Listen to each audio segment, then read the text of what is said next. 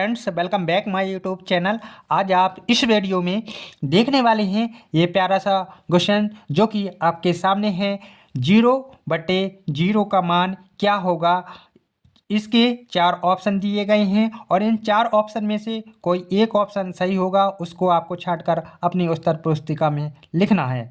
तो देखिए, यहाँ पर ऑप्शन ए में 1 दिया है, ऑप्शन बी में 0 दिया है, ऑप्शन सी में 1 व 0 दिया है और ऑप्शन डी में अनंत दिया है। तो 0/0 का मान हम पहले फाइंड करते हैं, फिर इसके बाद सही आंसर को क्या करते हैं, चिन्हित करते हैं। ओके, तो आप देखिए यहाँ पर 0/0 का मान पहले तो निकालेंगे। ठीक है, 0/0 का मान क्या होगा। ओके, तो आप जैसे कि जानते हैं ये क्या है, आपका 0 है और 0 में कोई भी संख्या का भाग दें। ठीक है, कोई भी संख्या का भाग लीजिए। यहाँ पर हम 9 का भाग देते हैं 0 में, तो 0 में 9 का भाग लगाएंगे तो क्या आएगा। आप जानते हैं 0 में किसी भी संख्या का भाग देते हैं तो 0 आता है। ओके, और एक बात और जानते हैं क्या है कि मान लीजिए आपका यहाँ पर 9 है और 9 में ही 9 का भाग लगा दें, मतलब जितनी संख्या है उसका मतलब यहाँ पर 9 है और 9 का ही भाग लगा दिया तो क्या आएगा,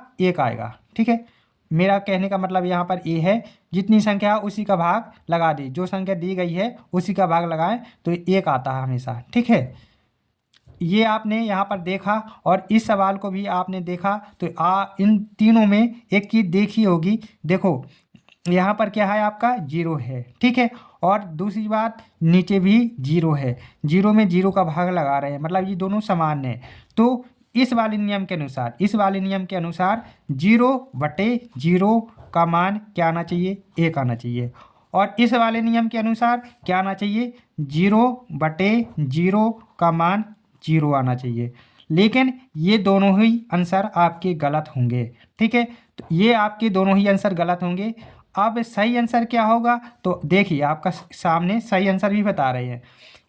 जब हम 0 में, ठीक है, 0 का भाग लगाएंगे तो हमारा सही आंसर क्या आना चाहिए, अनंत आना चाहिए। और आपका विकल्प डी सही होगा, एकदम विकल्प डी सही होगा। क्यों, यहाँ पर एक नियम होता है, जब हम किसी संख्या में, ठीक है, जब किसी संख्या में 0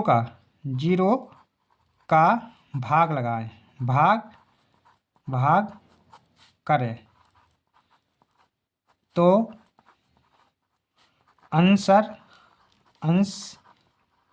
स्वर क्या आना चाहिए, अनंत आना चाहिए। ठीक है, हमेशा जब किसी संख्या में 0 का भाग करें तो आंसर अनंत आता है। ठीक है, आंसर क्या आता है, अनंत आता है। एक नियम है ये। ठीक है, इस नियम के अनुसार अब हमें अंश में नहीं देखना है, हर में देखना है कि हर में क्या है। हर में यदि 0 है तो 0 का भाग 0 में देंगे तो अनंत आएगा। इस नियम के अनुसार यहाँ पर 0/0 का मान अनंत हो जाएगा और आपका ये विकल्प डी एकदम सही हो जाएगा।